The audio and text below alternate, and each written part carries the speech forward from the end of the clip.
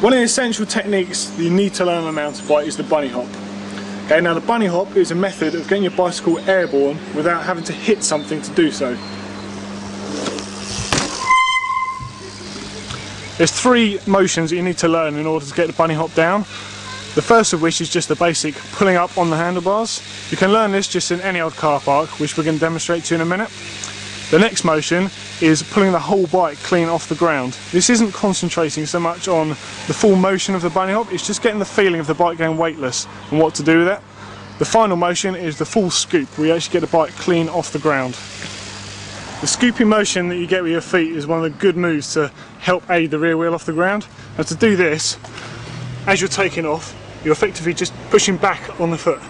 Right, and you can see this, if I put my back brake on so the rear wheel doesn't move, you can see I can just pull the back wheel off the ground like that. It's the same effective technique, so when you go to do this you push back.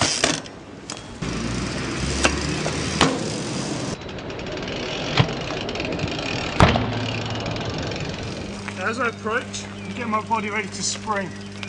Okay, I push down, I lunge up. Once you're happy with being able to get the bike off the ground, you need to be able to test this. Ideally, you don't want to do this with a hard obstacle like a curb to start with, because if you hang the rear wheel on the curb, you could get a puncture, damage your bike, or worse still, fall off. So a good place to start would be to place a good old trusty stick on the floor and practice your technique by bunny hopping over the stick. Now the other thing you can do with this is judge how fast you're going. Obviously, the faster you're going, the further back you're going to have to hop in order to clear the stick. It's this sort of thing that you can practice for hours in a car park, maybe with white lines. You know, aim to land on the line itself and just keep going faster and faster and faster until you're jumping perhaps 10 foot to land on it. This gives you the perfect depth perception for when you're riding trails. When you're out on a cross-country bike, you don't really want to have to lose your rhythm. You know, you want to be able to keep riding the whole time, and any little sticks and logs and small furry animals that get in the way, you can just hop over them at will. You may notice that the bike I'm riding here is a very small jump style bike. I'm using this as a very easy example of showing you how to bunny hop, because you can get the bike very high and out of the way. But you don't have to have a bike like this in order to learn. I learned to do bunny hops on my basic cross-country bike.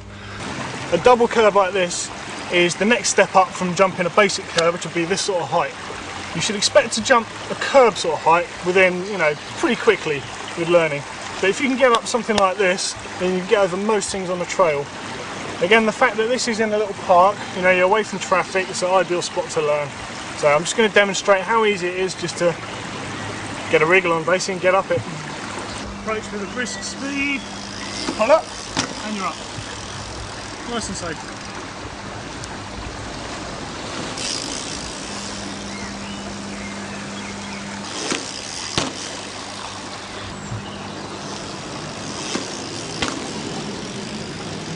Okay, so demonstrated there that it's pretty easy to get up something like this. I'm feeling a little bit more confident. Just so happens to be a little stream here, so I'm going to try my luck and see if I can get over the stream.